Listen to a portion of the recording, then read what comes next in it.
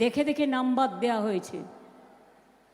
আজকে আমি কৃতজ্ঞ, আমি একটা কোর্টে কেস করেছিলাম এসআইআর নিয়ে, কারণ 1,20,00,000 লোকের নাম বাদ দেওয়া হয়েছিল। বেছে বেছে যেন উকুন বাজছে। আমি নিজে সুপ্রিম কোর্টে ছুটে গিয়েছিলাম এবং তাই 22 লক্ষ লোকের নাম আমরা ইতিমধ্যেই তুলতে পেরেছি, যতটুকু আমি জেনেছি। 18 লক্ষ বাদ আছে, তাদের প্রত্যেককে অ্যাপিল করাতে হবে, ট্রিব্যুনালে যেতে হবে, খরচা আমরা দেব। আজকে আমি খুশি, সুপ্রিম কোর্ট ভালো রায় দিয়েছে। এই যে জমা করছিল বাইরের নাম, 6 নম্বর ফর্ম, বাইরের আউটসাইডারদের ভোটারদের নিয়ে পদ্ম ফুলের বস্তা দিয়ে বাইরের নাম ঢোকাচ্ছিল। সুপ্রিম কোর্ট বলে দিয়েছে হবে না। কালকেও ডায়মন্ড হারবারের একজন ইয়ারও মারা গেছেন, তার বাড়ি থেকে বলেছে বিষ পান করেছে কাজের প্রেসারে। আমি এদের বলি লজ্জা করে না?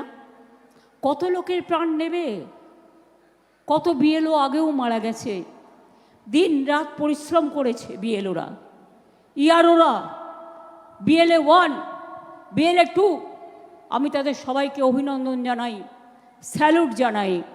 225 জনের ওপর মানুষ মারা গিয়েছে, তাদের আত্মা কিন্তু কাঁদছে।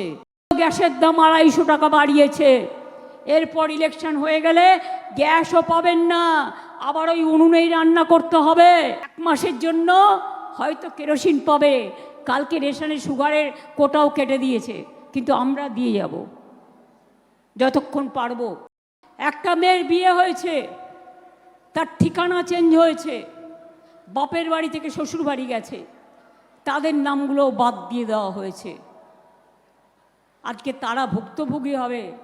তারপরে অমিত শাহ ঘেঁটি ধরে সব ডিটেনশন ক্যাম্পে ঢোকাবে, আর এখান থেকে এনআরসি করবে, আর যা ইচ্ছে তাই করবে। আবার বলছে ডেমোগ্রাফি চেঞ্জ হয়ে গেছে বাংলার। কবে? না তো 2011 সালে, তখন আমরা ক্ষমতায় আসিনি, জানেই না। গর্ধ শক্তি, অর্ধ শক্তি, টোটালটাই জুমলা, টোটালটাই মিথ্যে, খবরই রাখে না। লাস্ট সেন্সাস যখন হয়েছিল তখন সবে আমরা ক্ষমতায় এসেছিলাম, আমরা মে মাসের পরে, মে মাসে শপথ নিয়েছিলাম।